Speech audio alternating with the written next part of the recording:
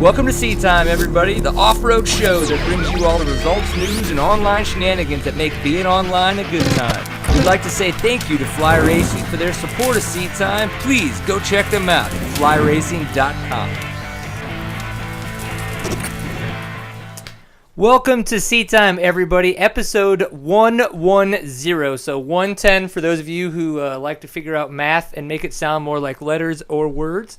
However you like to grammatically put your thoughts into the verbal language. I personally myself like to do it when I'm not freezing in Ice-Mageddon, which is what we have had here in Dallas/McKinney/North Texas. Before we get into that, though, and the other parts of this great show that we're having here for you this Tuesday night, 8 p.m. Central, this is Seat Time. So for those who have no idea what Seat Time is the online show for the off-road enthusiast. We like to sit down and enjoy a pint full of awesome and beer drink and bench race our route through all the fun stuff that's been going on in the world of off-road dirt bikes. In that case, so you guys are like, man, that's cool. Seat Time sounds like a lot of fun. It is. We sit down for about an hour, goof off with people in the industry, and try to keep up with those in the chat room. If Bolt-On comes on, we're probably going to be screwed, though. That guy will take anybody's wind, or, wind from their sails for sure. So Seat Time, brought to us by three fantastic partners. Fly Racing is one of those guys. They have a cool new product that I just saw on the site today, which we're going to talk about a little bit. Of course, Powersport Graphics. You can find them at ridepg.com. And this evening's episode is Fast Company, the Flex handlebars, and, of course, the adjustable spoke torque wrench. So all kinds of fun stuff coming from those guys. Of course, we thank them for their support. We appreciate it if you would go check them out at their respective social places. I guess their internet home, if you will. And I guess they call it websites, but that just sounds so 2002, whatever. And shut up, Mark. Your internet's not sucking. And, of course, it's just a little bit of house cleaning, as you can find us all over the place. We're on all the social bits. Just search for Seat Time. You're going to find us. One of the things that I would love it is if you do enjoy anything that you hear here, please go check out seattime.bigcartel.com. We do have our new quote shirts up there for purchase. At this point in time, all that money does go to us. It supports us. It's for Seat Time. It costs money to do this, and so we hope that you guys understand that and can help us out with some of it. So yes, please go do that. For this evening's episode, we have two fantastic gentlemen that are, in their own respective ways, helping the world of off-road. One of them is Mr. Zack Huberty of Innovation Off-Road, which you can find at innovationoffroad.com. And our second guest, which will be on a little bit later, is going to be Wiley Watson of Red Tide Pictures, who just recently released Offroad Essentials, a brand new how-to off-road DVD to make us lame-ass riders ride just a little bit less at suck, I guess is a good way to put it. So, yeah, I mean, hey, let's do this. So, Mr. Zack Huberty, as they like to say in the biz, how is your evening going, kind sir? It's going well. It's freezing here and it's windy, so I'm just hoping the power doesn't go out during this interview. Well, if it does, since you've brought up freezing and winter weather, I can talk about that for a long-ass time. Because us here in the Dallas, the North Texas area, we got all kinds of crazy-ass, like ice, 2-3 inches of ice, and it's still out there. It's ridiculous. It was like Thursday night of last week, and right now, I mean, it's better, but still, it's kind of retarded. I don't know how us Texans are going to live through, much of this apocalypse that's coming soon. Yeah, I mean, it's fairly expected here where we live, and snows, something that happens. It snows almost daily, so I'm used to it, but at the same time, it gets pretty old when it gets dark at 5 o'clock every day and it doesn't get above 35 degrees, so. Yeah, that sounds crappy. That's Do you guys ride in that weather? What's the setup there? Personally, I don't. We really don't have enough snow in our area, especially once the ground gets frozen, to be able to ride like through the winter. I know up north, if they have like 3 to 6 inches of snow, they can put studs on, and that helps a lot. But at the same time, I'm kind of always happy once it hits winter because I get to kind of take a break, refresh, and get ready for the next season. That's okay. I understand. That's what you should do. You should take a break. And no, taking a break is nice. It was tough when I had my shoulder surgery to be gone from the scene for that long. You come back, everybody's like, man, where you been? And it's like, you don't feel like you've disappeared, but when you're just not there and you're not there for 6 months, everybody's kind of like, holy crap, you don't realize how used to seeing people's faces you are. But it is good to step away a little bit and just kind of recharge the batteries in a whole new direction. But we've had you on the show before. Great opinions. I always like getting your thoughts on the different subjects that we're talking about, and as well, you bring up a lot of good subjects for us to talk about. One of the things that you've done recently is you started a new website. I want to call it an off-road media news website, but innovationoffroad.com is the URL. Give us your synopsis. What is this love child of yours that you have created?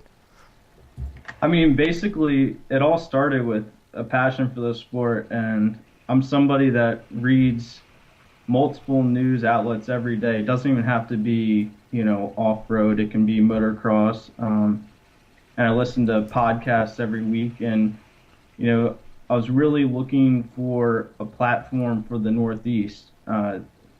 Primarily, we have two main media sites out here, which are print, and there isn't one that's focused right now for the Northeast on just online. So I was hoping to do that, and on top of that, I really want to start highlighting youth racing and women's racing. So for next year, one thing that I'll personally be working on is getting a lot more coverage for the youth racing in the Northeast and then the women's racing as well.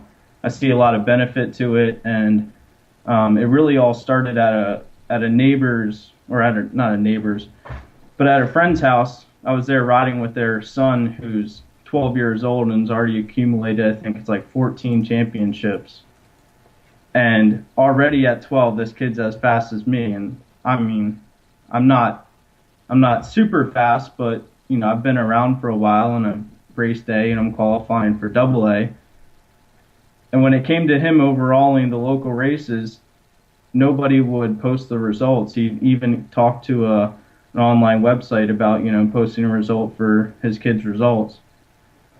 And the person said, when he's in the main event and making the top 10, I'll be glad to post it. But currently right now, I'm not really interested in the youth segment, and really got my mind going, and, that's how this came about. Nice. Well, we've done a lot of chatting in the past, as we've talked about having you on the show before. Even before there was really the show, I was just doing interviews a little bit more. You and I just kind of always shot the shit. I think we just kind of look at the industry a little bit different because of the fact that we aren't your typical media people. We didn't come into this industry looking for a media job. We just kind of created it. And through that, we like to talk about all the weird stuff in the weird ways that not a lot of other people want to discuss it. So I kind of wanted to know, in that respect, how do you plan to kind of hold yourself as a media component, with Innovation Off-Road? Sorry, can you repeat that last little part? It cut out for me. Yeah, no, so as a media component, how do you kind of want to hold yourself? How do you want Innovation Off-Road to be seen as a new component into the industry? I mean, I've gotten that question before, and it's really hard to say. And I think one of the things I'm trying to do, I mean, we're not even, tomorrow is 2 months of the site being live, and I'm really kind of, being the owner, I'm able to pick and choose, what kind of stuff I want to write about right now. And I'm still trying to find out, what do people really want to hear, which as a racer, I've been able to understand that. But at the same time, I got to see, what works within the industry. But, regionally lately, we've been to 3 regional races, and the amount of views and the amount of support behind just the regional racing has been huge. And, I appreciate those people that have supported along the way for, that kind of information. So I really want to stay regional for next year. And, within the industry, I also hope that we can kind of create a platform for discussion. I'm big on discussion. I like to hear other people's opinions, like to hear other people's stories. So I think you'll notice, throughout the site, I'm always eager to hear what somebody else has to say, or an input, or, a short story they'd like to share. Right. We did have a question from one of the Kudlas there in the chat room. I know you just said for 2014, it sounds like you're probably going to stay a little bit more regional, but maybe with a focus on just checking out more national series and seeing where you can grow when it comes to maybe some of the youth and the women's events and series that you were talking about. So are there any kind of series that you have your eyes already set on that you want to watch for 2014 to kind of start to maybe gain some momentum there? Yeah, I mean, for the Northeast, our main focus is going to be J-Day, NEOC, which is the Northeast Offroad Association, and Northeast Off-Road Championship Association. Right. And then we have the East Coast Enduro Association, which is where like Andrew DeLong, Jesse Graham, and the Laffertys. That's where they've kind of grown up. Right. So for local series, that's what I'll cover, and then I'll also be traveling to all the national enduros. Hey. Yeah. I guess I'll see you in March then, huh? Yep, exactly. So I'm really looking forward to that, and I've kind of always liked traveling, but I don't get the opportunity to travel with, just the regional stuff. It's only a 3 or 4 hour drive, so I'm really looking forward to kind of exploring different parts of the United States and, having those kind of experiences. Right. And at the same time, being able to look at, say, the women's class in the National Enduro and providing some media coverage for those. Well, of course, we could always use seat time correspondence at those events, so we might wind up getting you on the go package with a nice little Wi-Fi, little MiFi, what are those little hotspots, and and a camera. And the good thing is I've got new technology coming out, and it automatically puts a mustache on whoever's behind the camera, so you don't ever have to feel like you're missing your anchorman regime or however it is. We can. Bam! That's what we want to do. We always want to provide awesome by getting things mustached. Yeah, and I actually won't be, as of right now, I probably won't be racing the National Enduro, so I'll be purely there to cover from a media aspect. It's something that I'm going to have to kind of give up on the racing side for the national scene, but at the same time, I'm still going to race the local enduros that we have here. But, I really want to focus on providing media coverage and providing it well for the national enduros. Right. Well, cool. I can tell you from lots and lots of experience of not racing seriously, you get out of shape really quick. I go out and I'm racing tomorrow, but I'm not really racing. I'm more on the bike, and I go when they say go. Saturday nights get really adventurous. And sometimes you wind up upside down under a four-wheeler with half a bottle of Jack spilled on you.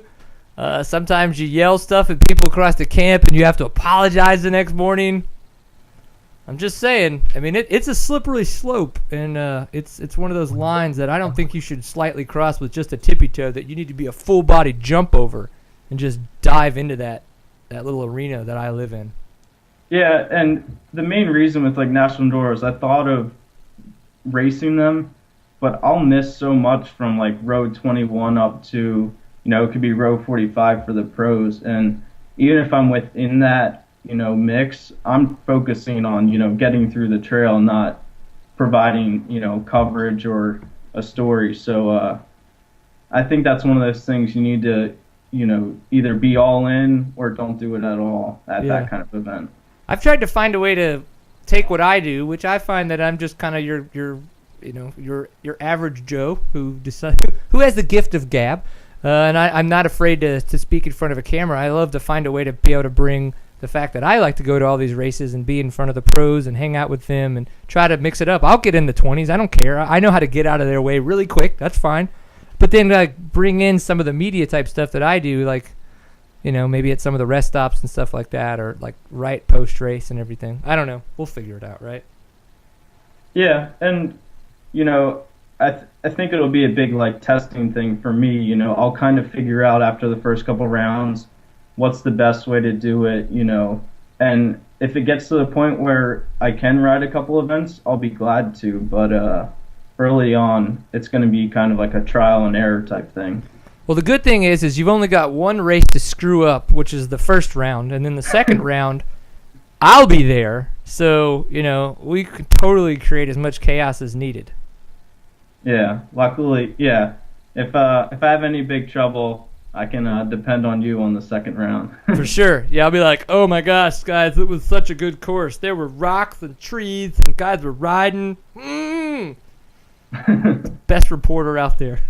I like it. Yeah. So, Innovation Off-Road, I think there's going to be some cool stuff. I'm looking forward to it. If nothing else, I think it's going to be a kind of a neat new place to go check out when you're kind of like, hey, what's going on today? There's lots of neat new places like you're talking about, going to websites, checking out the blogs, and see what people are saying. I'm looking forward to doing that for 2014 for sure. So what got you to where you are, though? Like, I would imagine that you did not just wake up one day and go Innovation Off-Road, like, because you do things with the site that I would imagine you have probably gained experience in other, maybe working with other sites or doing other, things within the biz. So tell us about all that. Yeah, I mean, to be honest, when it really started a long time ago when I first started racing. I developed this passion for the sport, and it continued to grow. And luckily, with social media, I'm able to kind of read more and see more. And you can spend hours on the computer just looking at YouTube videos or reading different tech tips or different industry news. And I've kind of been one of those people that when it comes to, like, say, the local weather here, like, I love always being on top of it. Oh, we're gonna get like 3 to 6 inches of snow today. I kind of always like that reporter aspect. And regionally, about 3 years ago, there was an ad posted on our local, like, racing organization saying that they needed a writer for Trail Rider magazine. And it was one of those jobs that, everybody loves to ride, but it's very hard for someone after that ride to concisely put together a race report and photos that then can go in the magazine, without having the editor have to, like, spend hours, trying to fix it and fix the grammar and just, like, making sure that when I send it to him, it's pretty much ready for print. And early on, I was probably awful at it. I'll have to go back and, like, look at some articles that I wrote early on. But slowly, over the last couple of years, I really enjoyed doing that. And I like the online side. I like being able to see, the results or a race report, like, within hours after a race. Yeah. I'm always searching for an immediate response. I like that as well about the internet. Yeah. And with print, like, there's always a place for print, and I like it a lot. It's just I've always wanted to be on that online side. So I also, have done some other online work. I did wrote for Offroad Viking, and I enjoyed that a lot. And it kind of came to the point where I'm graduating in 6 months, and it was really a time for me, within the last couple of months, really trying to think, what am I going to do? And I've reached out to different media outlets, like within, like, the big magazine companies, and it's hard to get a job. They're not just actively hiring, and I don't have the proper contacts to be able to say, can I get a position here? Yeah. Hey, it's my time. Let me in the door. Yeah, and it'd be like full time and a salary and all that. So I figured I'd kind of, try this out, and it's not just trying it out. I really want it to work and be successful, but at the same time, I know, I'm new to this, and it's going to take a little while for me to, get as far as everybody else is. Yeah. But yeah, I mean, that's pretty much, how it came about. And I love social media. I love, off-road news, and I'm just hoping to share the passion with everybody else. That's awesome. No, that's actually really good to hear, because I'm the same way. Everybody's like, oh, you're such a goofball, blah, blah, blah, blah, blah. And I just really enjoy this more than anything else.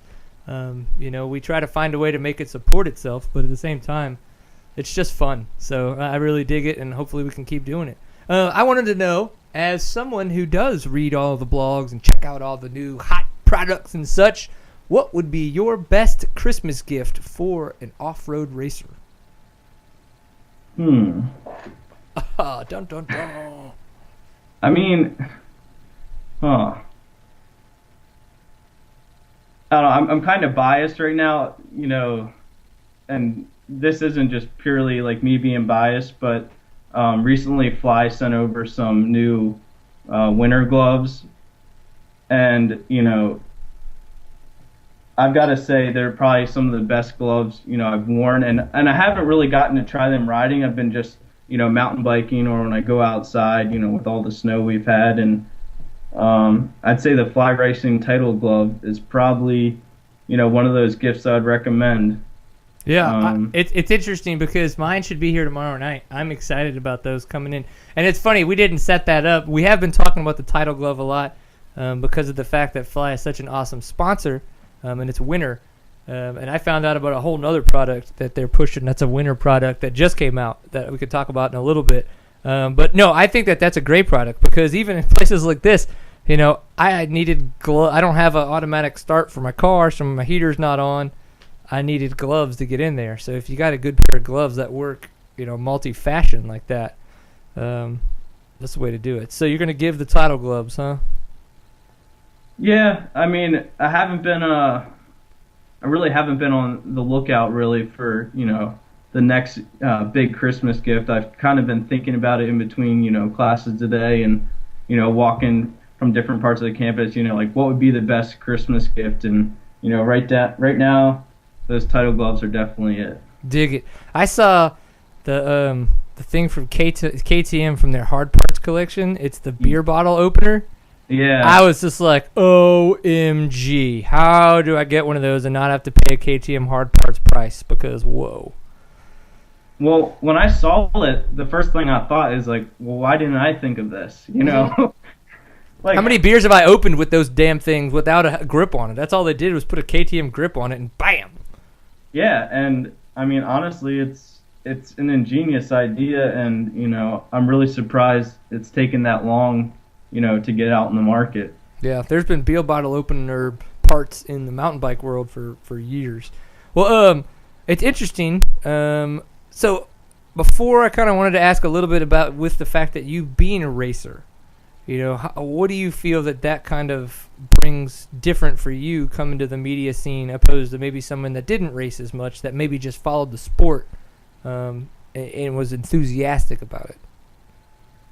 At the regional level, I think a big advantage is that, through racing, other racers, start to maybe give you a little respect. And at the Enduros, typically I line up with a AA rider, and through doing that, I've gotten to meet many other AA riders. So everybody kind of becomes a friend, and if you wanna write about somebody, it's not hard to approach them after that type of thing.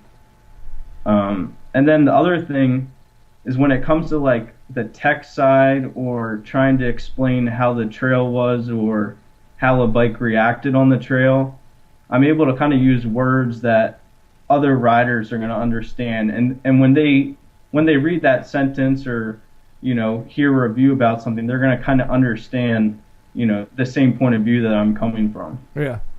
Good. That's a good answer. I like that. It's funny, people in the chat room are talking about different gifts that they would give, and some of them were GNCC DVDs from '05, and then we've got so it's all kinds of fun stuff. I do like the one though, As the Gears Turn, which is one of the early Red Tide picture films, I believe, and it's actually on sale right now on their website. So we're gonna have Wiley Watson on a little bit later. Hopefully he'll be able to talk to us about that and let us know where people could get that. Yeah, and even like the Offroad Essentials, I actually was meaning to download that last night and watch it before the show tonight, but from the previews I've seen and little clips, I mean, it looks like an awesome video, so that's another one to put on the list. Yeah, for sure. I'm looking forward to talking to him about that, getting a little bit more behind the scenes from him on kind of the creation of that, because guys like Rory Sullivan are just so hilarious, and then and Colton Haker and stuff like that. Like, I think it's going to be really funny to be able to hear a little bit more of like concepting and how things came about and all the goofs and stuff, if you will. So I wanted to see what you thought about this. So as I was saying, I was looking around at the Fly Racing website, and I was like, oh, I'm going to go look for the gloves so I can bring it up and talk about the Title gloves. and I just so happened, for whatever reason, clicked on jerseys. So if you go to the Fly Racing website and you go to Moto and then Jersey, the one at the very top is not what I was expecting. It's the windproof technical jersey. And I was like, no, they didn't. I was like, they did it. Holy shit. Now, I remember buying my first windproof jersey probably back in like 06 for road riding. And it's just for those, it starts on those really, really cold days where it's really not that like obtrusively cold, where you need a lot of layers or a lot of long sleeve, but the wind is so abrasive that you need something more than just cotton to protect your chest and to keep it warm. And that's essentially what this is, but it's long sleeve, and as well, it has it in the arms. So it's built for those days where you might just want to have like a light windbreaker on, but this way you don't have to worry about having that jacket on and like unzipping it, opening vents and stuff.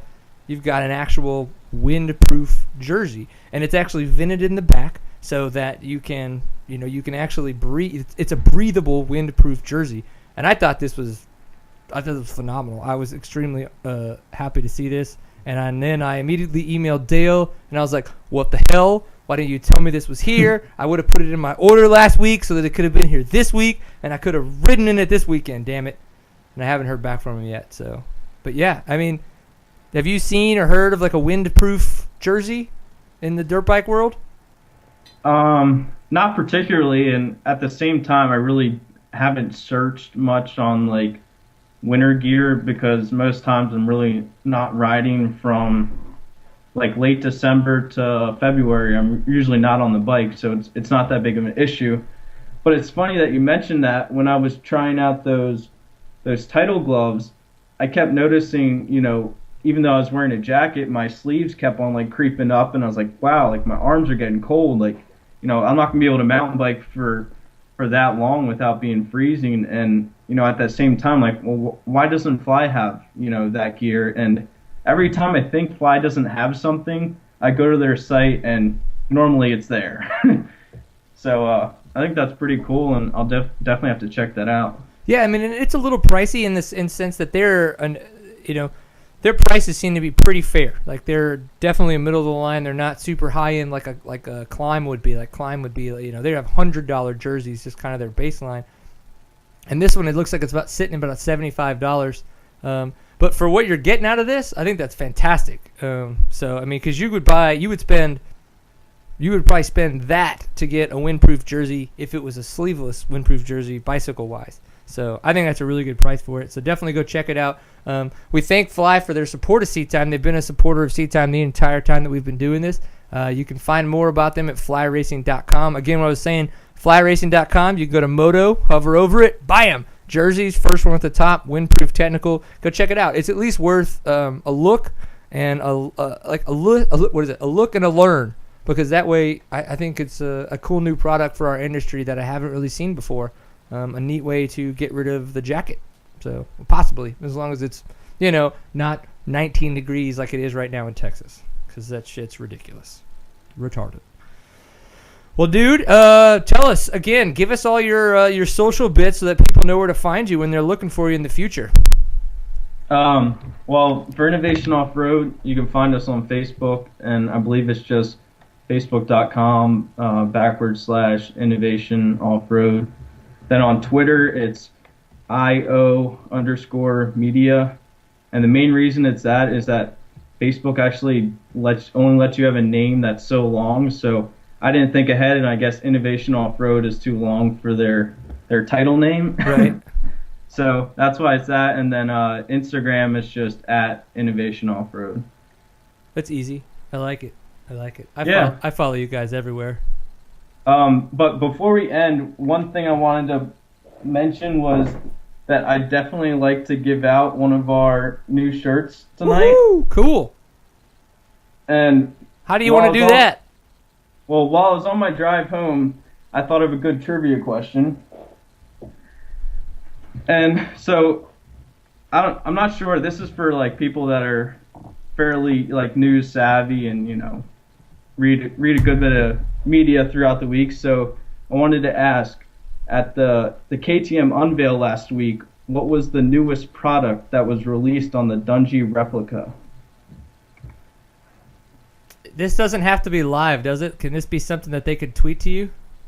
They can tweet it to Seat Time or or IO_media.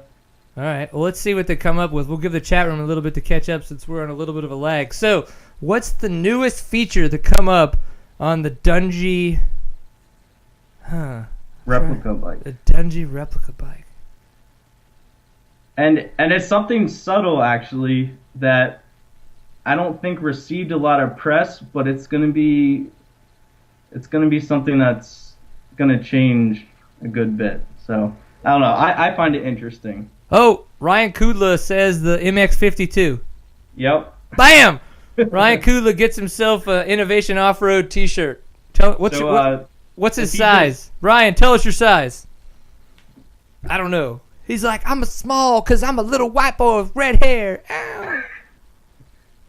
Yeah, so, I mean, if he just wants to shoot me a message, I'll get that mailed out either tomorrow or Thursday, and you'll definitely have that soon. That's awesome, dude. Well, we really appreciate you, one, being on the show, and two, going ahead and giving away some product on this show. That's always fun for everybody involved, so we really appreciate that as well. So your last tip for us, it's coming down to the end of the year. It's our second to last show. We've got one more next week. We're going to have some interesting guests on, and then after the fact, we're gonna do something even more fun that will be posted later in the year. So, what do you think? Any tips? Any tips, tricks, or toddlers? I don't know. I don't think there's a third one. Not really. I mean, I guess just enjoy a pint full of awesome. I guess that's probably one of the only tips I could say. Bam! That's it. I think we're gonna do it. Well, dude, thanks again for being on the show. And as always, you and I will talk. We'll probably talk on a daily basis. So. All right. Thank you, and I appreciate it. Yeah, man. Take it easy. All right. Cool. As I said, it's always fun having Zach on the show. He brings a lot of research to it, and he's also he just really loves the sport, and he has a lot of passion for it. So I like having him on the show. And it's cool that he wanted to give away a shirt. I think that's fantastic. And what's even better is that Ryan Kudla on the West Coast was the winner of that shirt. So with that, he's going to start getting some West Coast representation. So as we kind of get Wiley called in, I wanted to talk a little bit. It's funny that Ryan Kudla got it. I was like, man, what was it that they released? And that MX52 actually looks like it's going to be a pretty interesting tire. I like how they call it, what is it, the nubbin inside the nubbin? They call it something fun. But I mean, what they did is they just had one big knob inside of a knob, maybe. They just had one big knob and then cut some bit out of it, and then all of a sudden it's like this knob within a knob. I think that's going to work great. I think that's even going to work better off-road than it's going to work for Supercross and for motocross. So, I don't know. I think it's going to be fun. I think it's going to be cool. The bikes look sick, of course, as they always do. With a white on there on those new the new factory KTM bikes. Looking awesome as always. Other kinds of fun stuff that we have to talk about as we try to figure this stuff out. So, of course, can you just call him? Like, does it just let you call him? Or does it just go to phone? If I had a number. Yeah.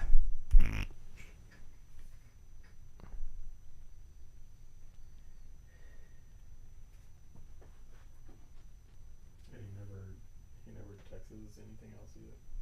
Awesome.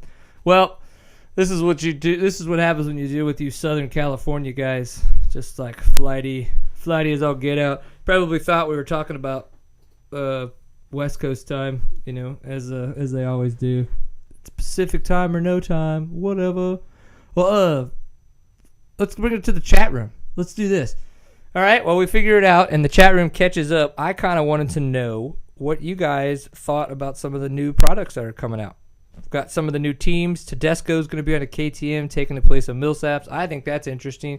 We kind of had like an unofficial announcement of the Husqvarna team. So we're going to have Argabright on a Husky. We're going to have Andrew DeLong on a Husky, Russell Bobbitt on a Husky, and then Mike Brown. And Mike Brown may be freaking doing some GNCCs. Who knows? I mean, it's going to be all over the place. So I think it's going to be really cool. And why do you think it's interesting that they switched the 4CS forks on the factory bike too? I don't know. All right, we're trying to call. Nope, nothing. 4CS forks are squeak. Are you serious, Bolt-On? Come on, man. I don't know. Looking at the Huskies, they've talked about the fact that. Nice, that's awesome. Yeah, do it. Just do it. Whatever. Bring him in.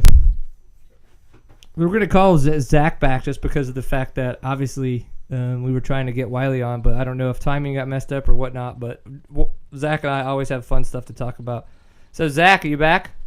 Yeah. I hope you had a good pee break. Did you have a good pee break? Oh no, I was just actually going into the chat room. Oh well, that's okay. You can just keep talking with us here. So, we had quite an interesting discussion that kind of spawned off of an article from some different mountain bike products and things like that, which just got us onto all kinds of different subjects within the industry while I was driving home from work today. So, of some of those subjects, is there anyone particular that you would like to talk about and like to discuss? I don't know. I mean, I thought you had a good. I don't know if you want to explain about the mountain bike forks and just give a background of that, and then we can kind of talk about some products that are like it.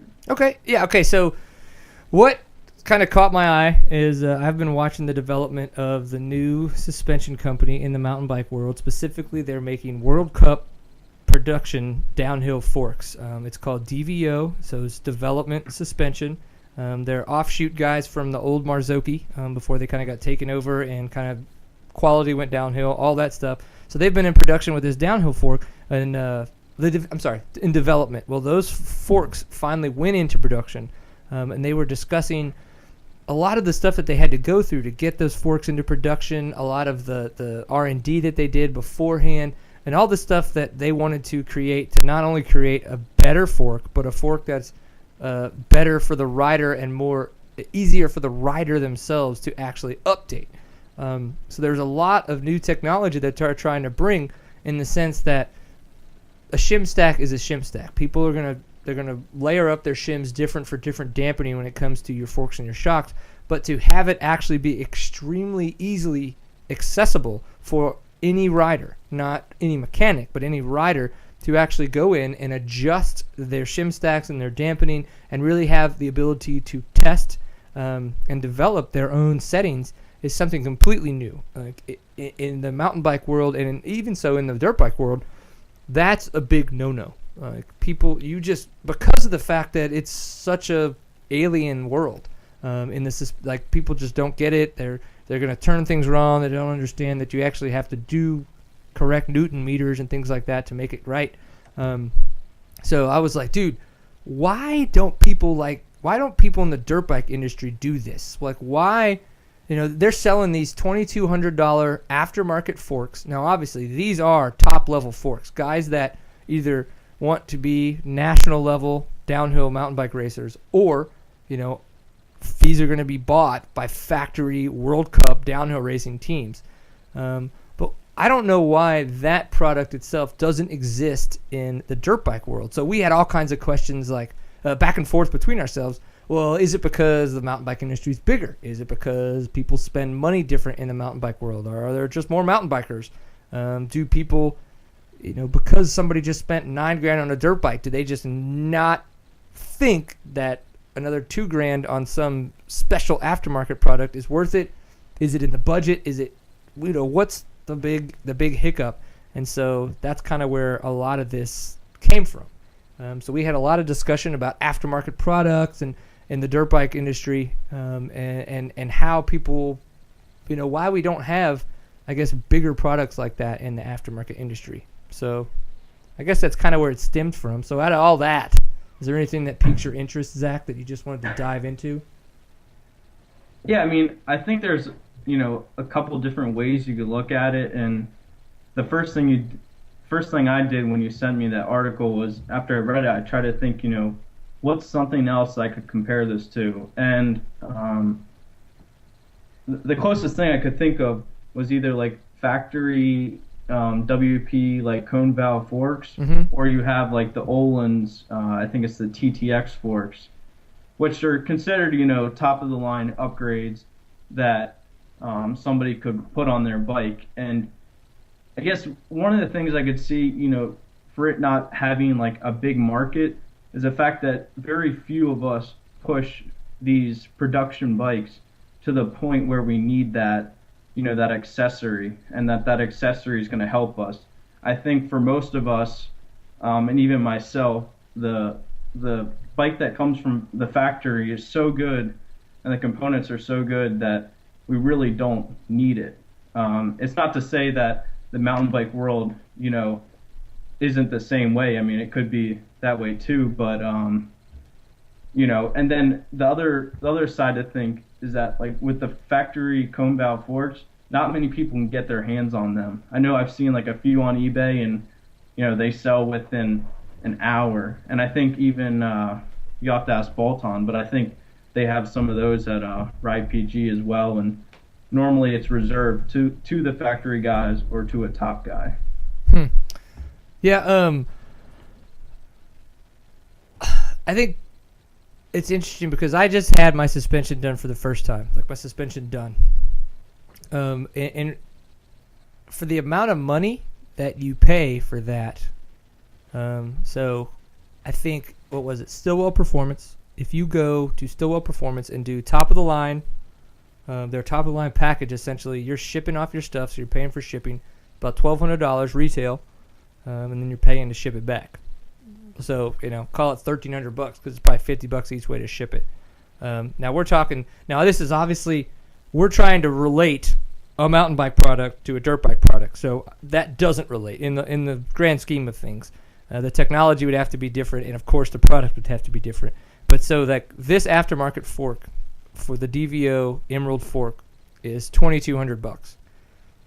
I don't know. Call it $3,200 to $35, maybe $4,000. So I mean that would be a huge difference. But I definitely know people in the mountain bike industry that have paid $1,000 sending off their top of the line suspension and having it revalved, reshimmed.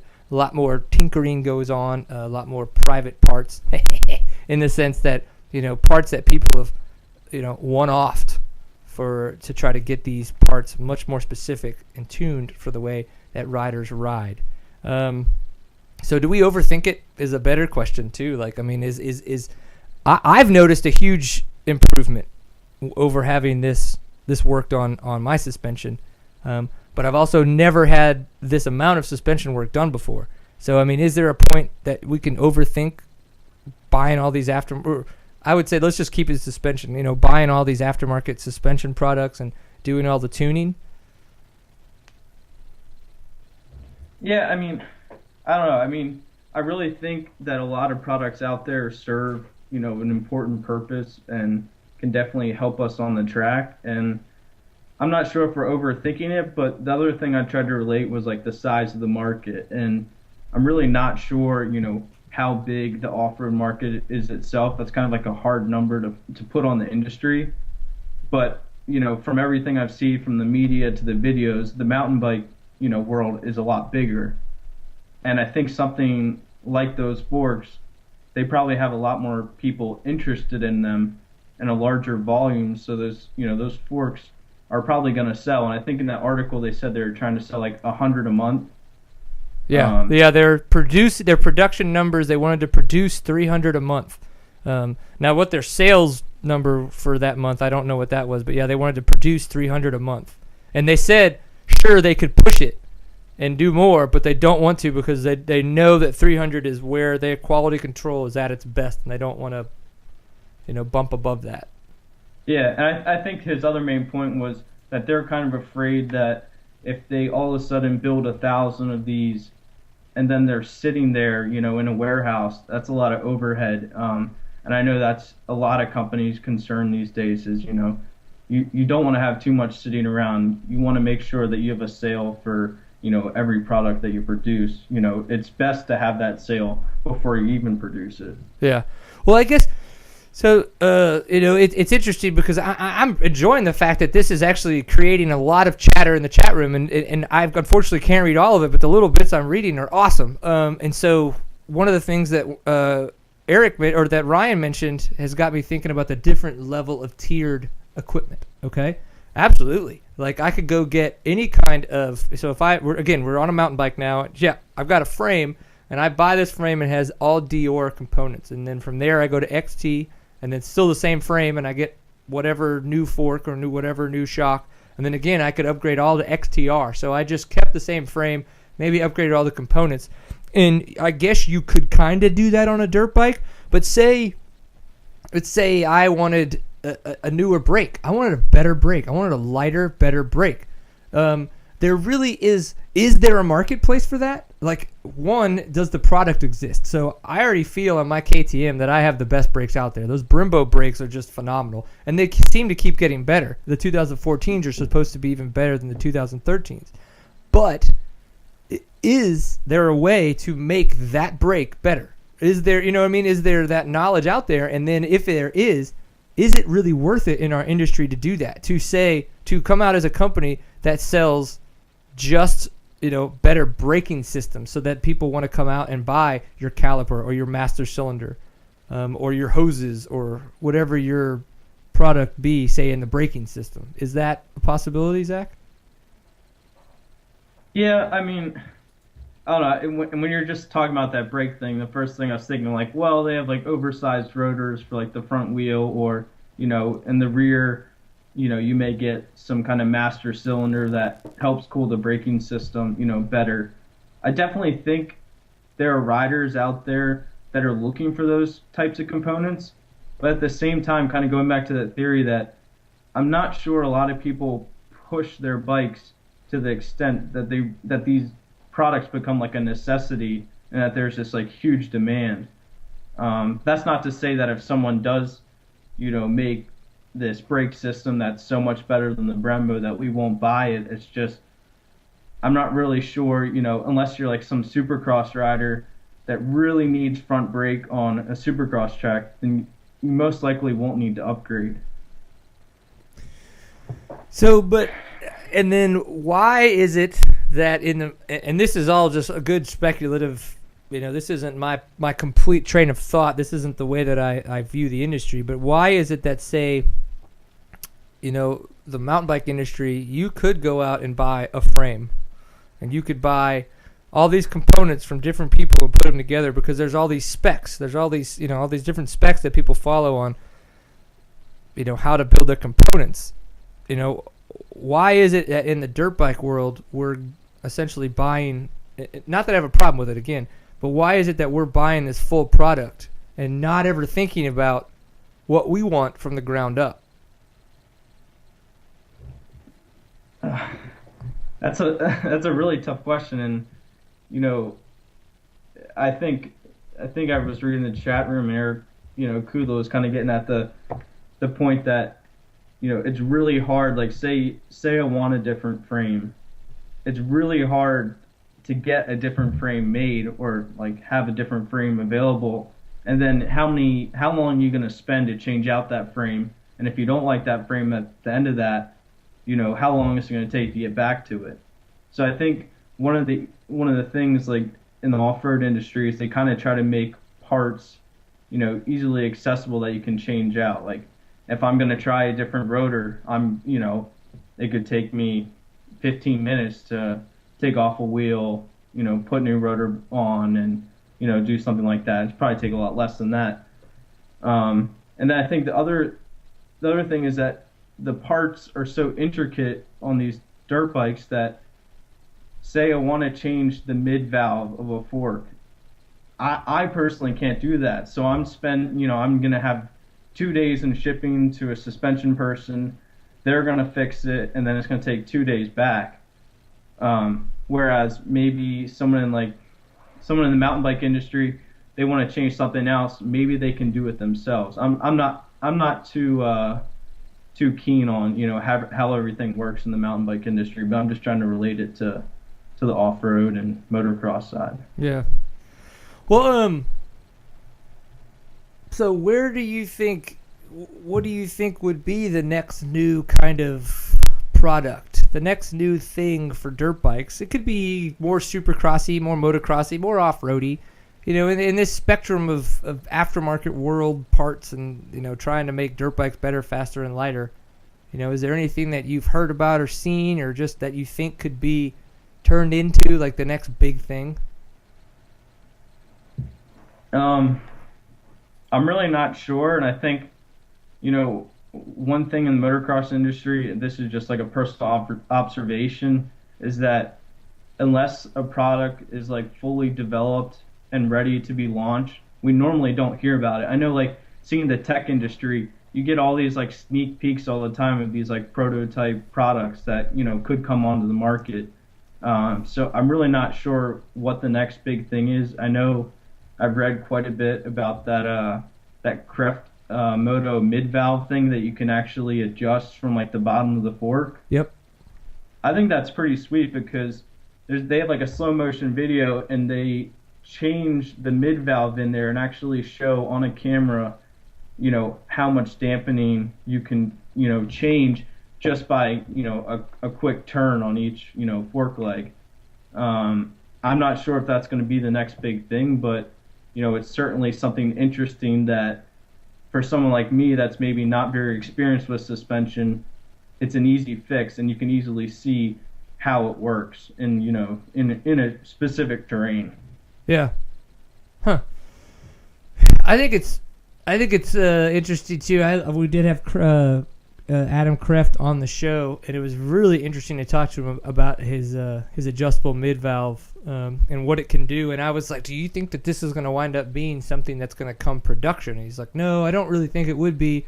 And I don't know if that's because technically then they would have to either A, find a way around his patent, or 2, license his patent, which I don't think they would want to do.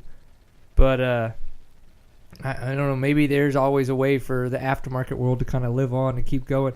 I did notice as well, I tried the tubeless system when it first came out, the 2 tubes tubeless system, and it was the most ridiculous setup ever in the sense that I might be an idiot, whatever it is, I had the toughest time ever getting those things to seat. I talked to a lot of other people that had to go through the process 3 to 4 times to get it, and then others that every single time they did it, it went perfect. Be it how much they dinged up their rims, be it I don't know what tires they were running, whatever the differences were. But I did notice that they just came out with 2.0, and it says that they fixed a lot of those kind of problems. And I think something like that system could be a big feature because it costs less than bibs. And it may be, I don't know if it's going to wind up being as difficult to set up as bibs, but what I do know is at least with bibs, as long as you learn the process, it's actually quite simple. You just have to realize it's not a tube. There's a different process to put it in. You just have to learn that process. So have you seen anything about that new tubeless system coming out?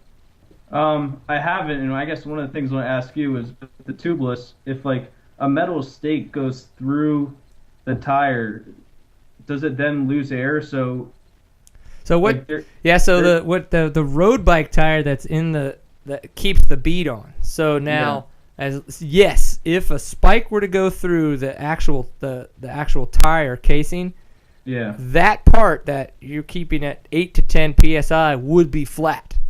But as long as it doesn't pierce all the way through, which is a very thick coating, protective layer into the road bike tire, the thinner tire, your bead would definitely stay on. So say you were running 8 psi in your outer tire, and you got something went through it, so you go from 8 to 0. You know, best case scenario, your inner tire stays inflated and it stays on. You're still going to have way more traction than you would if you were just running a rim lock. Yeah, and you know, I really like those types of product that, you know, are definitely trying to advance the industry, and you know, I think even bibs can be improved at some point, you know, just for longevity. And I know bibs aren't very good in the desert, especially like heat is their biggest enemy. But going back to that tubeless thing, I've also heard that some of the different tires that are manufactured these days are becoming like some of them are more porous than others. So actually you could put 14 pounds in that outer ring, and because of how porous they are, they actually will like drop down to 12 pounds, within a couple of days. I was reading in I think it's some KTM talk forums where they've actually seen that, and I think they actually like put a tire in water and could see like the bubbles coming through. Yeah. I'm not sure how true that is, but at the same time, it's something that I had seen while I was reading through the internet. Yeah. So Ryan was asking in the chat room, why are tubeless on mountain bikes so much more popular than they are or would be in dirt bikes? If that same, and I have to add, if that same exact system existed, it doesn't for dirt bikes. Now I know that Chad Reed at one point was testing a tubeless setup, and it apparently was supposed to be like a true tubeless setup.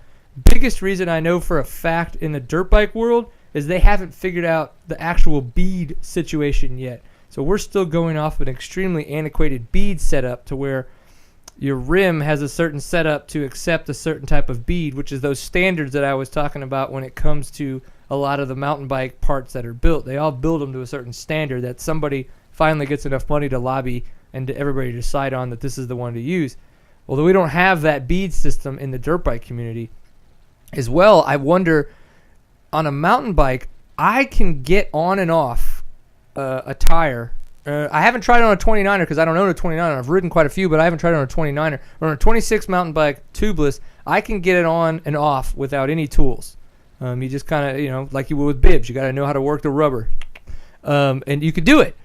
Could I do that with a dirt bike? Absolutely not. So if we had a new bead system set up, how much damage could I possibly do to it when I'm trying to get it set with the damn tire irons and that rubber being so thick? I don't know. It would have to be one hell of an interesting bead system. But that's why they're trying this whole tubeless setup the way they're doing it, is because our bead system sucks and we burp tires all the time. We just don't know we're burping it because of the fact that we've got a tube. So. Yeah, and I mean, the other thing that I was just thinking is, in the mountain bike world, do they have like a foam insert that you could ever put in a tire? Or for mountain biking? Yeah. No, that's super old school. Like, yeah, I mean, tubeless tires have been around easy for 15 years, if not, I would say about 15 years. Like where it's been, you could pretty much trust it. Stans has been kicking butt, man. Once that dude came up with that system, like people were using a system like Slime, which was good. It worked. But Stans is like, once that guy came up with whatever chemistry set, cocaine binge he went on, that dude making a lot of money.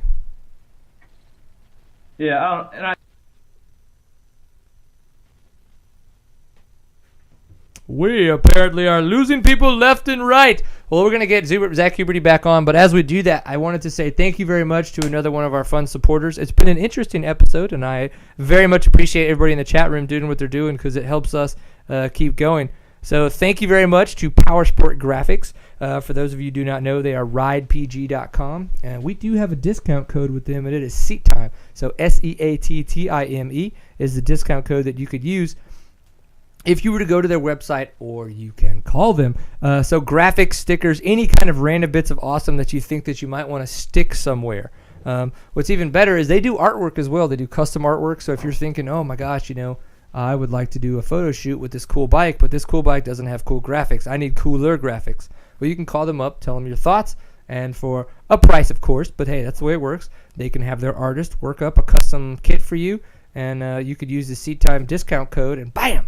You save yourself some money while doing it. So they definitely have options. They have the ready-to-ship option, which can save you up to 40%. All kinds of fun stuff. Same-day shipping. My gosh, people are just giving me hell in the chat room. What is the deal here? Oh my, you people suck. But they are a fantastic supporter of SEATTIME. They have been helping us out a lot. For those of you that see me out at the races, the SEATTIME 300XC that I ride around on, all the graphics were designed and done by them. They may not look like they were applied that well, and that was my own fault because sometimes I just suck at life. Hey, it happens, I try the whole spray some water and give a little chivy shake, whatever, with the sponge or whatever. But hey, I screw things up too. But they do a great job supporting us, so I would love it if you would go support them. Remember, website is ridepg.com. please use the discount code SEATTIME. Thank you much for your support. You're right, Kudla. Chemistry is cool. So we lost you there for a second. Were you about to say something? I thought you were. Who, me? Yeah. Nope, the other guy on Skype. Yeah, I forget my exact train of thought. Yeah, just move on. I blanked. Next. All right. Well, we had lots of other discussions in the car. Were there any other ones that came up that you would like us to talk about here? Not that I recall offhand. I mean, other than... Or what about women's racers? We got Casey Martinez essentially maybe getting the spot, or did get the spot, of retired Maria Forsberg on the KTM team for next year. So she will be racing the GNCCs. Yeah, that's great news. Actually, I think that announced last week, where they announced the lineup, and I think, initial speculation was that, they thought that, she would kind of be where Maria was. I think it was like 2 years ago, where she was like on the tent at the end of the factory rig, getting help from the factory, but also kind of running her own deal. Yep. And, it's nice to see that they kept that spot open at KTM, and that, Casey's able to kind of follow, in her footsteps. And, Casey's talented, and I think she got the overall this year at the last GNCC, so it should be a good year. Yeah, I think it's going to be fun. And then we've got Taylor Robert joining the KTM squad. The only negative thing, I'm not going to lie, the 33 in the different KTM font that they used on his bike just didn't look as good. In all the pictures that I saw. It was like way too narrow and kind of goofy looking. I don't know. That's a personal I thought thing. it looked fine. Shut up, you're dumb! No, but the biggest thing I took away from that press release was the 3-year contracts. And, I kind of understand where KTM's coming from. They've really got these great riders, and they want to keep them around for, they want to have them through their, peak of racing. But at the same time, I kind of find it risky, and, for the guys that are trying to come up, from the XC2 class and try to get a ride on, in the KTM rig, when that there's a 3-year contract there isn't going to be much room for, a young guy to come up and fill a spot. Yeah, and I wonder how many of those are full-on 3-year contracts, because when Stuart Baylor signed his, it was brought to everyone's attention as a 3-year contract, but what it really was a 2-year contract with stipulations that he had to do so good to actually get to earn that 3rd year of the contract. So are these kind of set up in that same way? I don't know. And the only in Stuart Baylor's, he's on his 2nd year now of the full factory deal, so he's got to turn it on if he wants to have it for that 3rd year. If they're sticking to what he was saying when he was on the show last. Yeah, and from what I understand, like with factory contracts, there's all kinds of like different rules and regulations, in that if you don't maybe perform so well, or if you don't follow certain obligations, that there's like different loopholes that essentially kind of provide a safe spot for KTM, so that if something does completely go wrong and not in the favor, that they're kind of able to get out of them. I'm not sure how true that is. That's just a conversation I had with another local AA rider recently. Yeah. Well, obviously we're coming up to that point where it's been about an hour in the show. I don't want to totally cut it off, so what I was going to do before we talk one more, I want to talk a little bit about the Husky foul up, if you will, from Moose Racing. But I want to give it to the chat room really quick that if you guys have anything, be it Bolt-On's balls or Kudla's kitties, that you want us to talk about, now's your time to bring it up, and we'll wrap up with what you guys want us to talk about. But okay, so I don't really know what happened, but Moose Racing apparently posted the Husqvarna lineup for next year. Did they not know that they weren't supposed to, or was it just a complete foul up? I know you saw the post. I never even actually saw the post that everybody was talking about. It was kind of odd, and I think it was either Ryan or Eric Kudla that actually, I think, brought it to attention, like on my side of Facebook, and when I saw that pop up, I was like, no way. Like the from everything I've heard, the announcement is supposed to be the 19th, and KTM is usually really good about, or not KTM, but KTM headquarters, and Yeah. now it's going to be Husqvarna headquarters. They're really careful about information they give out and what their riders can say. And I was really shocked when I read that. And I'm really not sure they even meant to post that. They may have, that may be one of their news sections where when it comes time, they just like share that to all their social media outlets, and then people read it. And they may have just posted it there on their site, not really thinking that people are going to be like checking in there. I'm not sure, how even Ryan or Eric found out about it. Yeah. And definitely, I in talking to, obviously when that happened, I like got on the horn and I was like, called all four of those guys, and I was like, tell me about this. I was like, I knew, because it was all, because everybody's will always be like, it's 99%, it's 99%, it's 99%, and the PR comes out, it's 100%. Well, yeah, no shit. It's like, okay, so, and they were like, I don't really know what happened. The press release wasn't supposed to come out to the 19th. Like, that's what everybody, so apparently, yes, all four of those people do have those contracts. It's just like, and it was known, it was acknowledged that the finalized press release was scheduled for the 19th, and hey, that didn't happen. Yeah, I think I've also heard that a lot of contracts expire. I don't know if it's that day or the day before. So like legally, when they release that, they need to make sure that all of those riders that are on the team, like all their contracts are expired, so that they don't end up in any like legal battle. Yeah, I don't like legal battles. I've been in a couple. All my ex-wives and all my children's. Not really. Those don't exist. That would suck if they did. Oh my god, that would be awkward for everybody. Nobody really wants too many more of me's running around, little kids. But I guess we're gonna have another one, aren't we? Damn it! Yeah. Oh my gosh.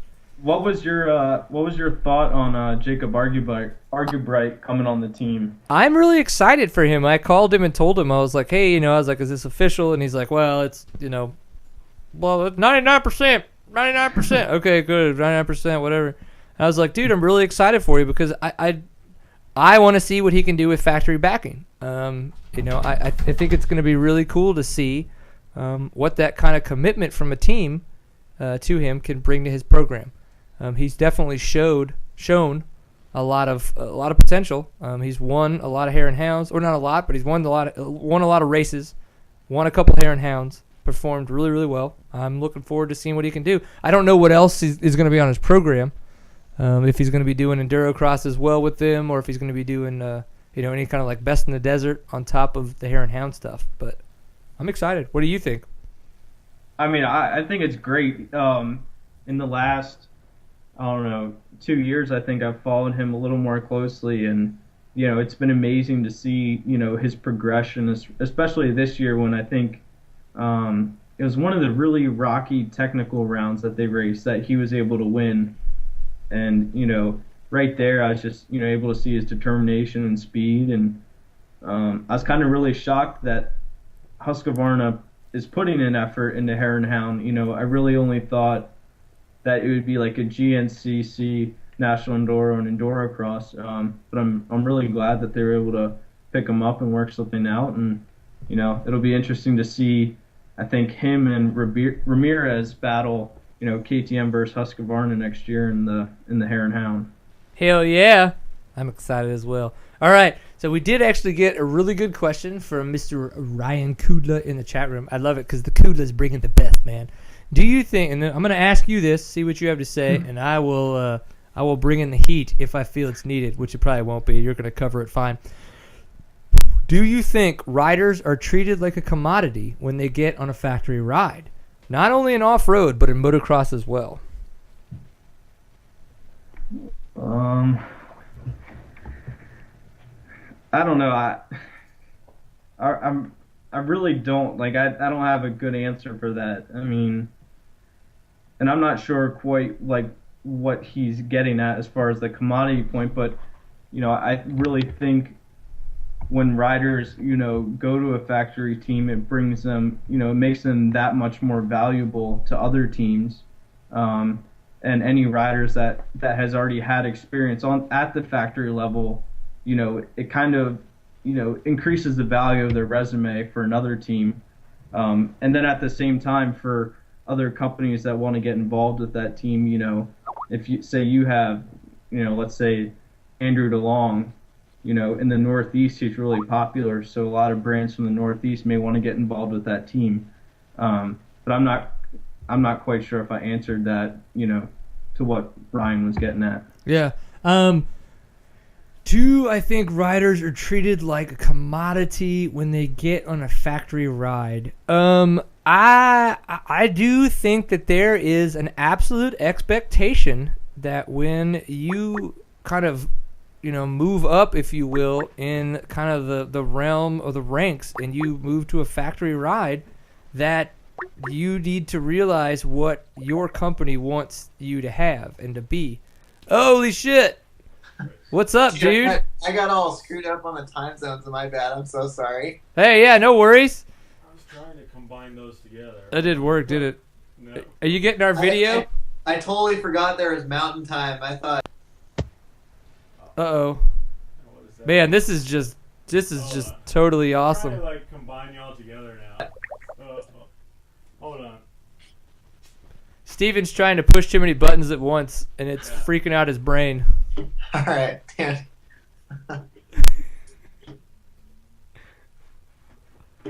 He's like, I want to join these together. I know I could do it. Let me push the right buttons. It should work here. Oh. No, maybe not. Let's switch back to Brian so y'all see what the hell I did. All right, Steven, will you keep having fun over there pushing buttons? We're just going to have to pick one, I think, at some point. Yeah.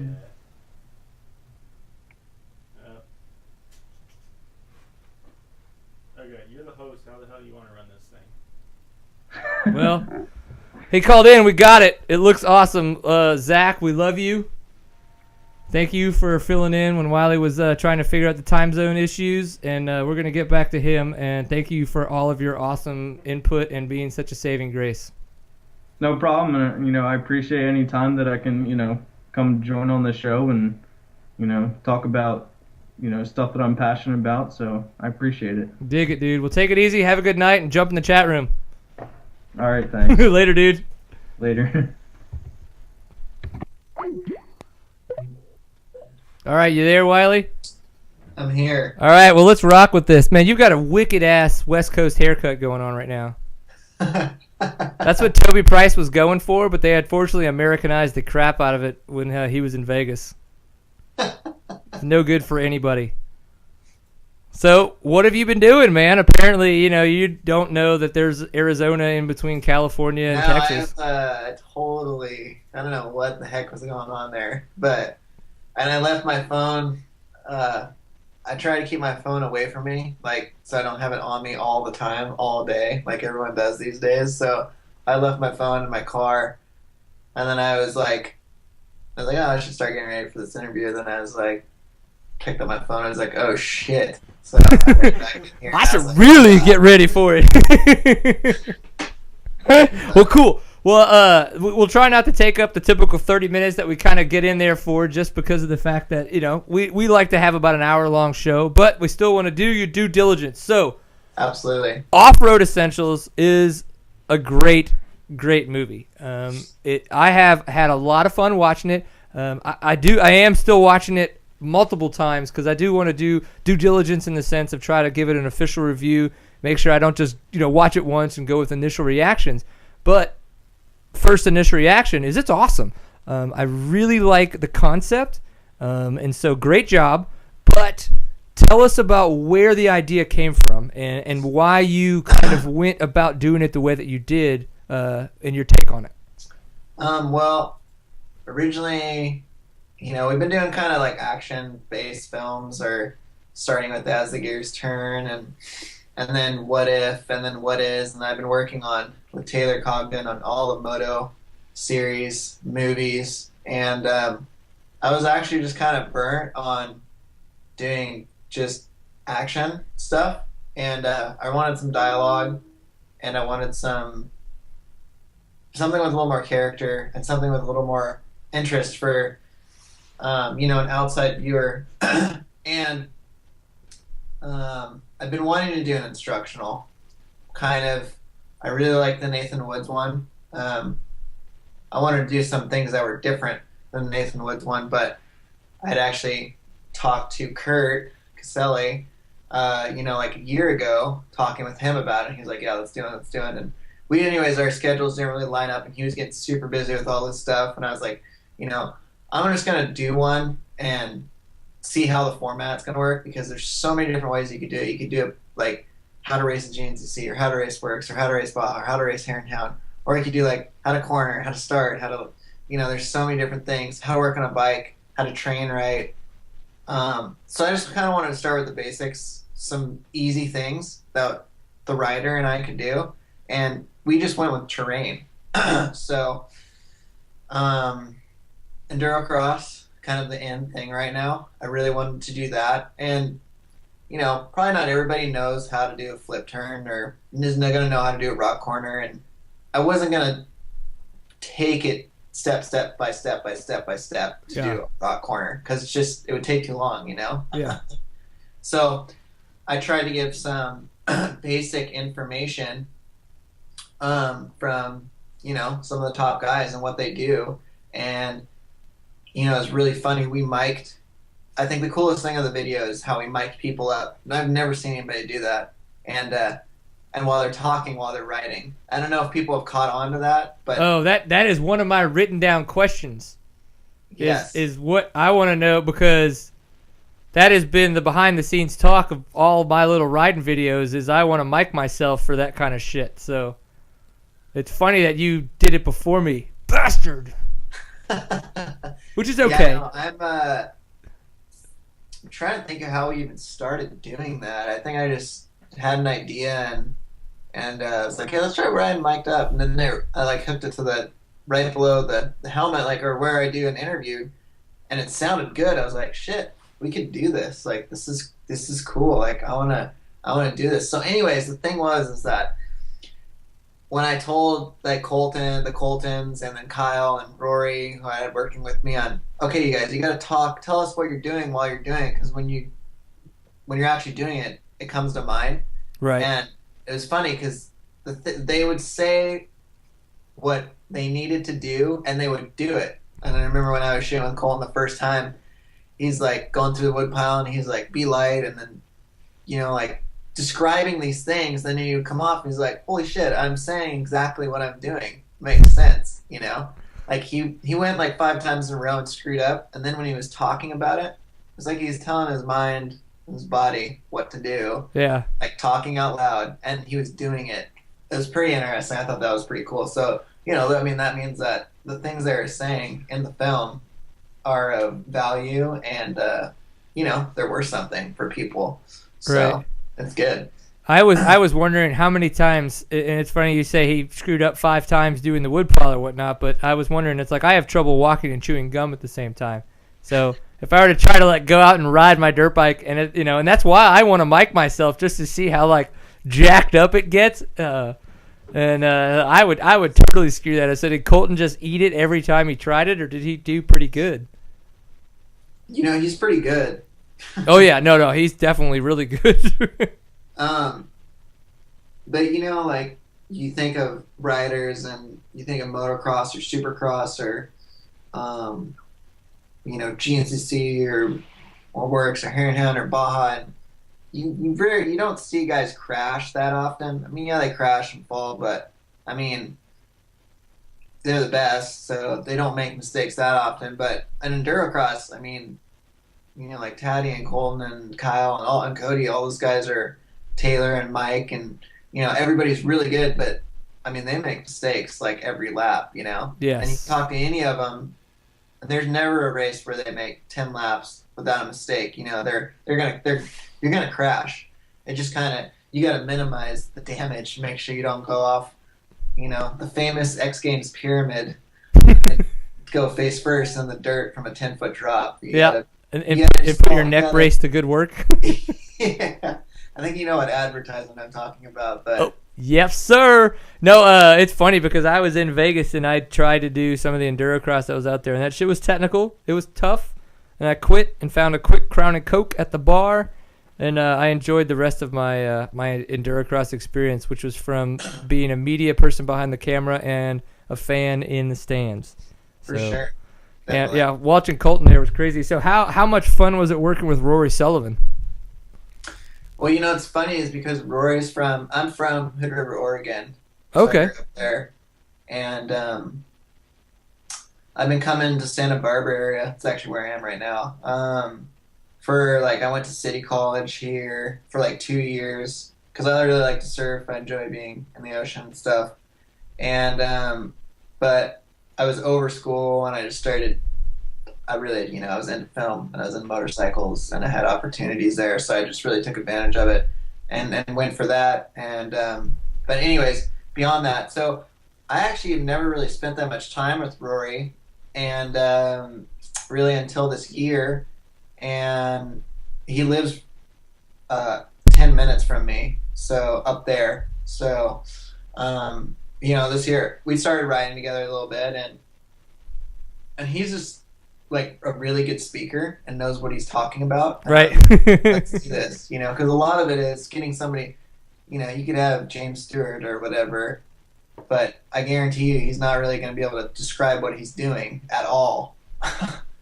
Definitely not Ryan Villapoto. I don't think he knows what he's doing. He just knows how to twist the thing on the right. Right. And he has Alden telling him or whoever's in his corner what to do, and he just is really good at doing it. But, Rory's really good at describing what he's doing, and he knows what to do and what not to do. He's actually a really talented rider, too. I think he hasn't had the opportunities that some people have just because he's up in the Pacific Northwest. And, kind of to be off-road, for some reason you have to be in Southern California. But to me, it's like, it's amazing how many people ride dirt bikes in Oregon and Washington. It's ridiculous. Huh. And, I think working with him is really cool. And, I want to do more stuff with him for sure. He's great to work with. And he's really good, like, at everything. And it's, hopefully we can build a little bit of a name with him on doing this project. And, he had a small segment in, I think it was Moto3 with Kyle or Cody. It was with Cody Webb and Kevin Rookstall. Yeah. And I was working with him on that. But yeah, it's just I'm stoked to be working with him. So Yeah. it's fun. I got to meet him for the first time when we were this past August at the Big Sky. Oh, he really likes beer too, so you might like him even more. Yeah, and we had quite a few pints full of awesome together. It was a grand old time. That dude is hilarious and very well spoken. Strangely enough, you just kind of look at him, you're like, this guy, whatever. Super, super cool dude. Super, super serious. If you don't know who Rory Sullivan is, definitely go check him out. People are all over the place in the chat room. They're talking about all kinds of crazy stuff. So, you already talked about that. We're going to... I want to know, how hard was it to get this shit into iTunes? Is that what's the process with that? How difficult is it? Because I don't know how fun Apple is to work with. It's actually not Apple who we work with. I thought the same thing for a while until the guy who is the sports acquisition manager got a hold of me and said, "Hey, you want to do this?" And I was like, yeah. Sure do. Sure do. So working with Taylor on the Moto series, I got to know a couple people. Well, actually, and the guy who's the acquisition manager is one of Taylor's best friends. Grew up or went to high school together or whatever. So he kind of reached out to me, and we put What If and What Is on there, and they did really, I had no expectations whatsoever, and What If did really well, and then What Is did even better, and we're doing, pretty solid right now, not as good as What Is, but there's also a lot of really good movies out there right now on iTunes, so, it's a really competitive market, but I also, this this time around. Like I didn't last time we like slammed with the advertising in like over a 2-3 week span, and this time we're kind of like spreading it out a little bit more to see what how that does, because you could have a 100 grade A+ movie, but if it's not promoted properly, then nobody gets to see it, so that's always a little bit of a cat and mouse. You get the movie done and then you're like, cool, I'm done, but you're not. You got another month of promoting and following up with ads and getting reviews out, and just getting the writers to help push and promote it, and that's also where the sponsors come in, because they can push it too. So it's been going pretty well. We've sold a lot of DVDs, which is nice. That's cool. Good to see that people are still buying the hard copies. Yeah. And I'd like to have, honestly, when movies I buy, I like to have a hard copy and a digital download, so you can just have it wherever, on your phone, on your computer. You don't have your disc. It's nice just to have. It's nice to have both. So it's good that we offer both of them. Pretty sweet. Yeah, and it sucks because you could tell that all the different hardware manufacturers and media components and stuff, they just don't work well together yet. Like, you can get a really good networked system and try to have all your movies on one thing and reach them everywhere, but it's so much money to make that happen, and it's still so privatized that it's not really great yet. It's getting better. I do like the fact now that I can see your movie, now that I have it in iTunes, on all of my devices, which is neat because it comes up in the purchase bit, which has got to be good because people can just watch the shit out of it. So what kind of advice do you have for people that want to try to follow the same path that you have? Like, people that, there's guys that I know of in Texas that go out to all the races. They're running around with a camera, just above a point and shoot pretty much. But they, maybe they have an aspiration of in the next 5 to 10 years to try to get to a point where you're at, where they can get, they know how to make the right connections, connect to people, and make, the right calls, and try to maybe produce a movie. Is there any kind of, way to talk them through a path like that? Well, it's about, building relationships with the writers and who you're working with. And then that translates into working with, their sponsors or whoever. And it's kind of, making a film, there's a lot of risk involved because it takes a lot of time, money. But, you got risk, time and money to do things in life. Yeah. So, for me, I was just very extremely, I still am very fortunate, but I had some really, good opportunities and some people around me that helped me make what I feel like are the right decisions. And back in like 06 and 07, when we did As the Gears Turn, I was like, I don't know, 19 or 20 at the time, so pretty young, and we did that, and that was pretty eye-opening because I really wanted to do a movie because I knew that I had the capabilities of doing it, but there's things that I didn't have the capabilities, like promoting it and, building relationships with people, and,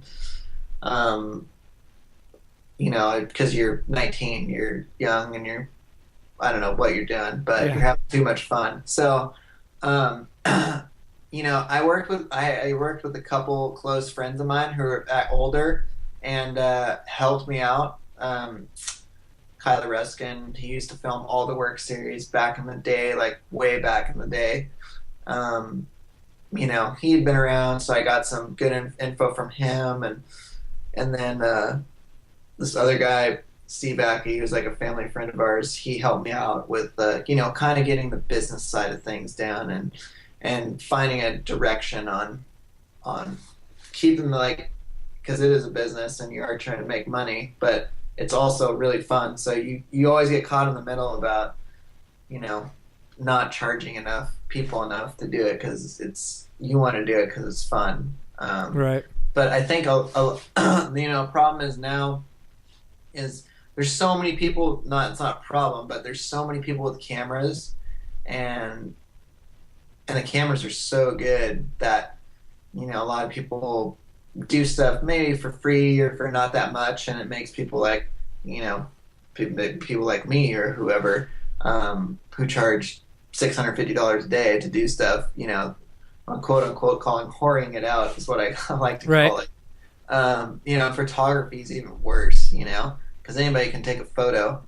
And I think it's just about, like holding higher standards to your work and believe in yourself that your work is worth this amount of money or worth this vision, or take yourself seriously. That's really, and I still work on that today. I mean, I'm still working on that for sure, but take your work and what you're doing like seriously, and be professional about it, and things happen.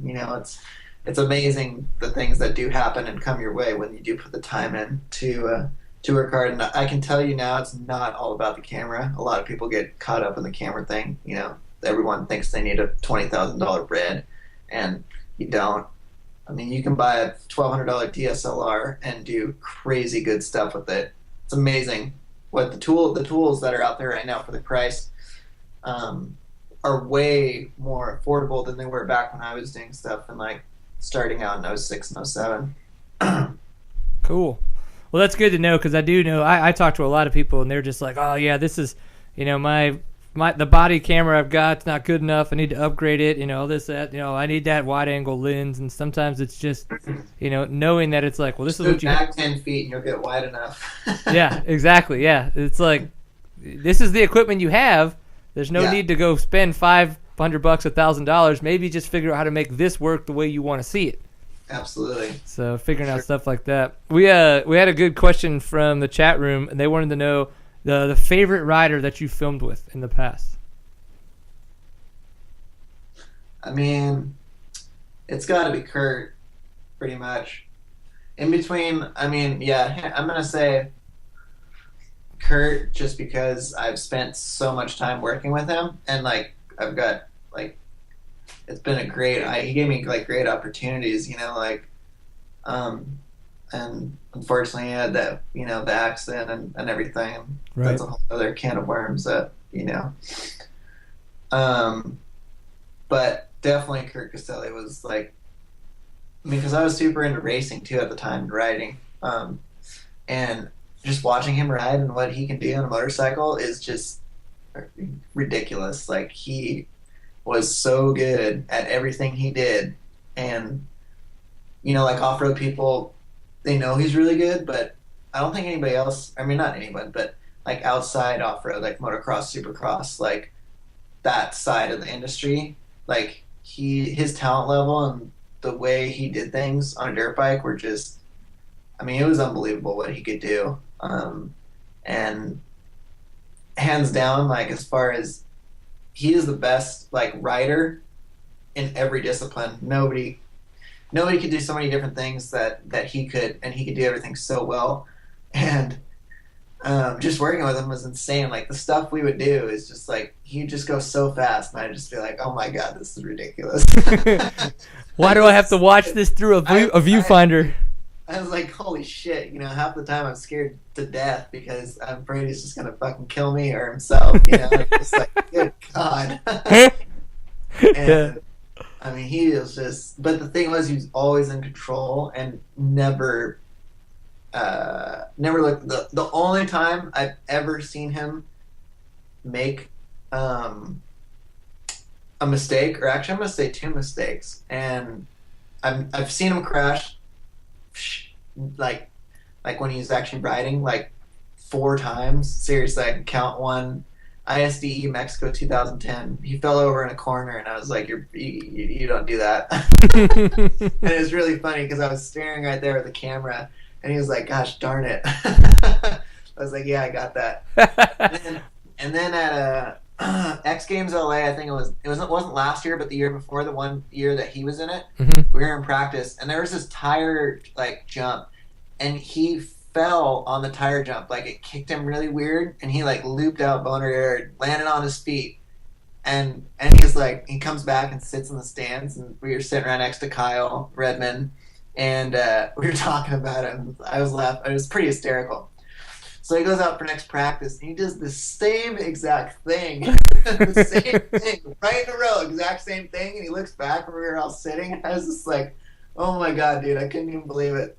It was amazing. But yeah, him, hands down, was like, just because he could do anything you wanted him to on a dirt bike. And he had ideas too. Like, he was like, hey, let's do this, let's do that. Like, let's film this. You know, I'm like, cool. I'm down. You want to do that? That's pretty gnarly. Okay. All right. Here we go. Yeah. Hold my beer and start the camera. Yeah. Check. So awesome. Definitely him. Yeah, for sure. What was it? Oh, Huberty wanted to know, were you the one that almost fell out of the truck on As the Gears Turn? No, that was Kyler. That's funny because we were talking about that the other day. I was talking to Kyler on the phone, and because I don't know, I haven't seen that credit in a while, but because I think he should have been standing at the front of the truck, and I think Kurt might have said something about that in the movie. I don't know, because he was standing at the rear of the truck where the tailgate was, and he hits the gas and almost falls out. That's awesome. You should be standing in the front of the truck, so if somebody hits the gas, right, you don't fall out. You go to the tailgate, not to the pavement. Yeah, and then you don't have to get your teeth replaced. Exactly. Well, and you guys actually have that on sale right now. Is that correct on your website? I think it was like $16.95. Yeah, we've been selling it on the website on redtidepictures.com, and honestly, there's been people buying it the last couple weeks, and I was kind of expecting that, but I haven't actually watched it in a while. But I've been wanting to pop it in just to check it out, because there actually is some really good stuff in there, and there's some really good writing. Like, it's pretty sweet. So, and it, honestly, it's just classic to me. It's right. Classic. So there's some things that we cut the corners, some budget things, but like we scored with the soundtrack, and I think there's a segment in there where we got a super slow motion camera, and we shot at before they were slow-mo, right. Now every camera's got slow-mo, but this was it had 240 frames per second up to 1,000 or 1,500, and we shot for a day at 395, and this camera didn't have a viewfinder or anything. You totally guessed what you were shooting. It was a box with a lens, and it was connected to a mini laptop, and it was broad daylight in the sun, so you couldn't even see the screen at all. You couldn't see anything, and you just had to press enter to hit record. So, and the other thing was that it was the battery to power it. You had to use a car battery, so we were carrying around a 50-pound car battery on the track. Oh God, it was a pain in the ass. It was a pain in the ass, dude, but it was worth it. So it was the red before a red? Yeah, it was. I don't even know. It was a day rental. Some dude from LA came up and dropped it off. Oh yeah, and then it didn't work when we first got there, and the guy from LA was there till midnight at Kurt's house, working on the thing. We were trying to figure it out. Finally got it figured out. But that was pretty funny story. I got stories about that movie for days. Oh my gosh. We'll have to do a whole other episode just so that we can talk about that. Well, then I'm going to go to the website. I'm going to purchase it just because definitely support you guys some more. And I want to see it. I haven't had a chance to watch it. So I've definitely watched all your other movies. Is there a scene, before we kind of close it up, I wanted to know, is there a scene or anything from maybe the newest movie that just stands out that was just super epic, that you just were like, holy shit, I can't believe that just came together? Well, in Rory's part, we filmed up by Mount Adams and in Washington, and it was really difficult to get to a couple of shots that we shot him with, and a couple of those mountain shots and him ripping on the trail up there. We had to drive 2 hours up a freaking 5 mile switchback dirt road going 5 miles an hour, and then we got to that, and I had to ride. I was with my girlfriend Jen, who's also my photographer that I work with, and we rode double for 3 miles on this switchback single track road to where I wanted to shoot. And I mean, it was totally worth it. We got 6 shots, but it was gnarly. 3 miles took an hour because we each had 50 pounds of camera gear. Yep. And my legs over the front of the shrouds of the bike with a big ass backpack on my chest on the front. Yep. Trying to see It's pretty tough. Rory was doing the same thing with his chick, so it was okay. We were going at it, but yeah, definitely that was like, wow, pretty amazing. So it's pretty cool. Yeah. Well, somebody, Ryan again was asking, were you at Taylor's drop in Utah for Moto 5? I was not there, huh? So did you get Although a call like right after it happened that you were like, holy shit, guess what you just missed out on? No, but I did edit that segment, so I saw everything, like how they were talking about it and how it came about and the 5 different camera angles that they had, and it was pretty gnarly. Yeah. Definitely one of the gnarliest things I've seen on a dirt bike, just because the landing was so like it was not much. There was not much there, you know. Oh yeah, he hit it perfect. If he'd have been too much, like if he'd have been going a little bit slower or a little bit faster, it would have been much more of a different turnout. Yeah, but luckily everything was alright, so that's good. Yeah, it's because 1, Taylor Roberts a badass, and 2, Taylor Roberts a badass. So. And 3, Taylor Roberts badass. 'Cause he's Absolutely, yes. Well, cool, dude. Well, what's new? What's next? What are we looking for from you to see coming up next? I don't know. I think Offroad Essentials it's gonna do well. It's gonna catch on. It's a little bit of different. It's a little bit of a different approach, to movie making for me. So we'll see how it gets accepted. I was thinking maybe they're doing like a volume 2 with a couple different guys. So we'll see how that goes. But I'm kind of interested in. I know we talked a little bit about the like the state of off-road and that deal, and I'm kind of interested in where the sport's going to go right now because the racing's kind of. I'm not going to say it's falling off, but I don't think it's as prevalent as it was a couple years ago. So, and especially after Kurt's deal, like, I think everyone's pretty just kind of shocked about that as well as I am. And, I think my ultimate goal, and I've said this from, since I've been like, whatever, 18, 19, is, I used to be into filming skating. That's all I did, skating, skateboarding, and surfing, and filming that, me and my buddies. So what I would like to do is take like a Colton or a Kyle or a Taylor or a Cody or whoever and do like just make movies and do segments of like ridiculous stuff like what we did. I don't know if you ever saw. Did you ever see Colton Haker's thing we did like with Lucas Oil? It was in February called IE, and it was on. It's like there's a commercial of him doing some ridiculous splatter. On the house? Yeah, the house. Yeah, I've seen that. Yeah. There's a full web edit to that a lot of people haven't seen. Oh, okay. Wasn't really well promoted properly by right. Lucas. That's ridiculous. Pretty ridiculous stuff in there. But so my ultimate goal is to take, those guys or people of that who can do weird, crazy shit on a dirt bike and make it so that they don't have to necessarily race to make money. They just work with, me or whoever and do video parts each year like they do in skating, surfing, snowboarding, and every other action sport that there is. And then the sponsors realize that and be like, okay, we're going to pay you money to do this because this is what people watch, which people see, which sells, dirt bikes or sells whatever. Yep. So that's, for me, that's really what I'd like to do. But I kind of, right now, next project, I'm going to say, well, I'm working on we're going to do a Kurt Caselli tribute video. Very cool.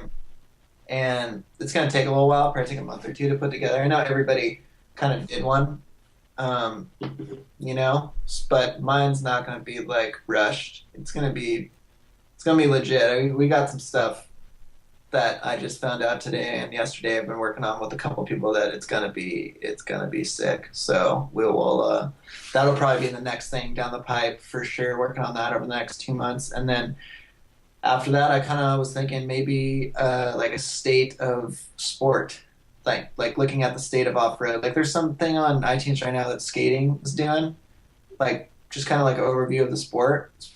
I saw the trailer and I was like, shit, I want to do that with off road. It is sick. Cool. So, my brain's always turning. We'll just see what we can get funding for and see how this movie does and do the Caselli deal and get that where I can say my words there and then go on from there. Wicked. Well, if you ever need anybody that sucks on a dirt bike and showcase how not to do anything, you just come to Texas, buddy, and I'm going to just fill up your vault with crap. It's going to be awesomely epic. I would do that, but hard drives cost so much these days that I can't really afford it. That's okay. How about I'll just shoot a bunch of my shitty riding footage and I'll put it in a Dropbox folder and share it with you. Yeah, max out my Dropbox folder. Let's do it. With shitty footage at that. It sounds fantastic. It's already max. Well, cool. Well, dude, tell us where everybody can find you so that they can either go maybe check out trailers if they haven't seen them, maybe purchase some films, things like that, or maybe just follow you on Twitter if that's their spot of love. Yeah, definitely. We just launched a new redtidepictures.com, and that's that website's got pretty much everything. You can check out the trailers for As the Gears Turn, What If, What Is, buy DVDs from there. The iTunes links are directly on that site, so you can just go to redtidepictures.com and then, check it out. Just scroll around and see what you like or you don't like, and if you want, buy something. If you don't, carry on. But I'm actually not. I'm personally not on Twitter, and I am not a Facebook user anymore. I got rid of the Facebook because it was sucking my time. I realized that, but we're on Instagram. I'm pretty stoked on Instagram right now. You can follow us at Red Tide Pictures, and then I am at DubTDub1, I believe, because my initials are WTW, so I just went DubTDub. I see what you did there. That's clever. Yeah. That's fun. So, but yeah, check out redtidepictures.com, and we'll the site looks sick right now. I'm stoked with it. So. Oh, I think it looks really good, and it's actually responsive as well. Yeah. That's that was a lot of work too. I bet. I know. That's what I do for a living, so yes. Yeah, for sure. You know all about it. Definitely. Absolutely. Well, cool, dude. Really appreciate you coming on the show, getting a chance to talk about your new show, a new movie, Offroad Essentials, and it's good to catch up, too, and kind of talk about some of the past stuff. I know there's a lot of people that are catching what you're putting out there, respect what you do, and kind of figuring out, hey, how can I maybe, get in there and do a little bit of that? So it's good to kind of that you were able to talk to that. Yeah, absolutely. And, like I said, just people who are, looking to do filming and kind of take up that avenue. Like I said, most important thing is taking yourself seriously and knowing and believing in yourself that you can do this, and taking time. Things take time it takes time to, master a corner, or it takes time to, focus on a certain object, whether you're filming or shooting a photo or whatever. So enjoy the process, because when you get there, you're like, oh, I'm here. You're like, oh, I missed it all. Yeah. Wicked. Cool, dude. Thanks, and enjoy California. Keep having fun. Go back to Hood every now and again, I guess, and send me pictures so I can be really jealous. Absolutely, and sorry for getting my time zones all screwed up. That's okay. Checks in the mail, buddy. Sweet, all that GoPro footage. All right, dude. Take it easy. All right, sounds good. Thanks. Later. No worries, man. So wrapping it up with Mr. Wiley Watson. Again, I really did enjoy the new movie, Offroad Essentials. It looked awesome. I can't wait to keep watching it, because that way I get to do a good chance to put out a really good review on it and talk about all the different sections. Of course. So Seat Time, we've got one more big old sponsor to thank for being on the show, and that is the guys from Fast Company. If you have no idea who they are, you can check them out at fastco.com. But big thing is flex handlebars and their adjustable spoke torque wrench. I run the flex bars, and I do have my adjustable spoke.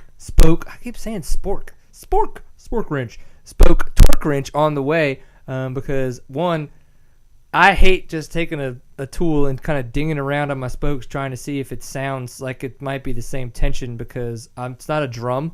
That's how you tune a drum. It's not how you true a wheel.